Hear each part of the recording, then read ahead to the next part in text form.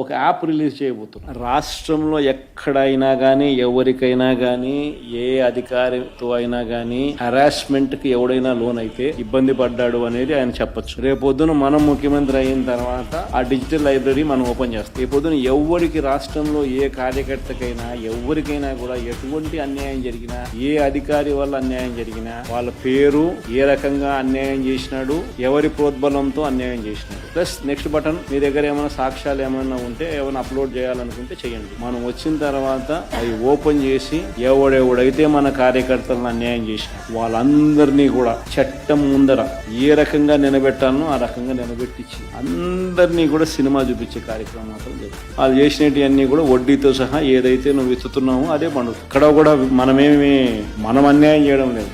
ఏదైతే మీరు ఇచ్చినారో అదే రేపొద్దున పండుతుంది. చక్కెర వడ్డీతో సహా చెల్లించే పరిస్థితి వస్తుంది. అదొకటి ఖచ్చితంగా నెక్స్ట్ 10 రోజుల్లో రిలీజ్ చేయబోతున్నాం.